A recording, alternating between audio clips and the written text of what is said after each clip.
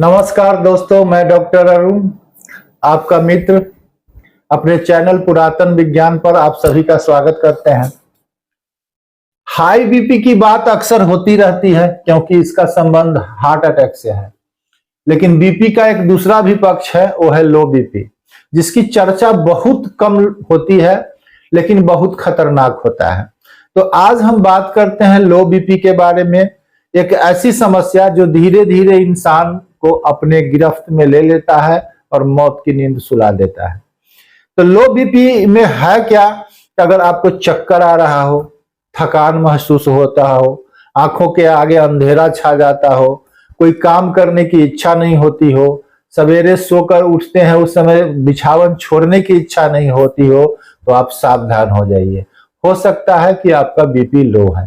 तो आइए आज हम इसी विषय में बात करते हैं। थोड़ा सा हम लोग आपस में मिलकर डिस्कस करते हैं ये लो बीपी है क्या और इससे कैसे निजात पाया जाए। ब्लड प्रेशर का मतलब होता है कि आपका दिल कितने प्रेशर से खून को शरीर के सारे हिस्सों में भेज रहा है। साधारण जो बीपी होता है 120/80 mmHg होता है। अगर आपका बीपी 90/60 90/60 से नीचे है तो सावधान, आपको लो बीपी की समस्या हो चुकी है। इसमें होता क्या है कि आपको चक्कर आएगा, थकान महसूस होगी, कमजोरी लगेगी, बेहोशी का एहसास होगा, आपका त्वचा जो है ठंडा होगा, फीका पड़ जाएगा, रंग पेल हो जाएगा और हो सकता है कभी कभी धुंधला धुंधला भी दिखाई पड़ता है लोगों का।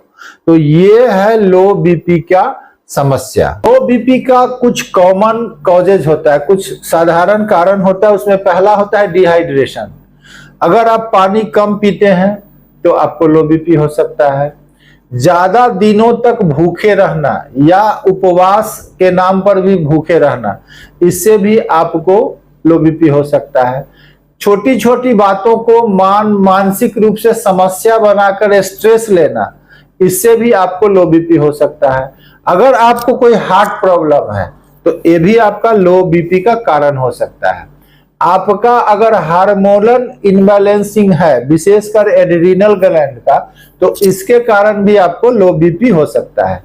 खासकर महिलाओं में प्रेगनेंसी के दौरान, गर्भावस्था के दौरान लो बीपी की समस्या होती है। उल्टी के कारण, कम खाने के कारण, कम पानी के कारण ये होती है। तो ये हो गया आपको कुछ ऐसे कारण जो लो बीपी के। अब सवाल उठता है कि लो बीपी में हम ऐसा क्या करें?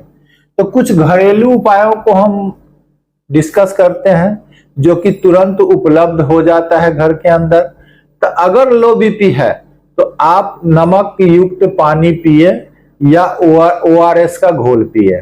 तो आप किट के रूप में भी ORS का सैचेट आप घर में रख सकते हैं।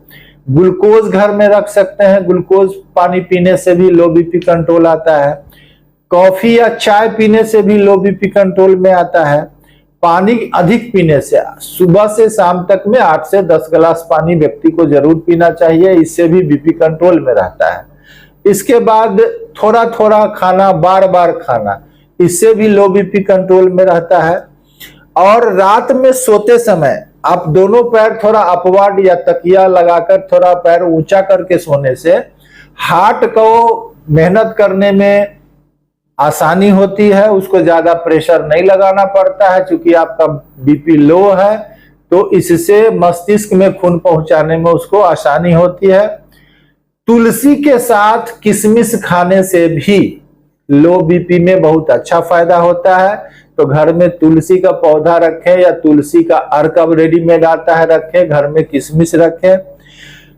एक चॉकलेट बार आता है, वो चॉकलेट बार भी खाने से आपको एनर्जी, या चॉकलेट बार भी कहते हैं, घर में रखें।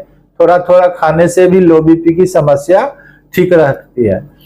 जिनके पास लो बीपी या हाई बीपी का प्रॉब्लम हो, घर में एक बीपी डिजिटल मॉनिटर जरूर रखें ताकि समय से आप अपना बीपी जांच सके और आप सावधानी बरत सके।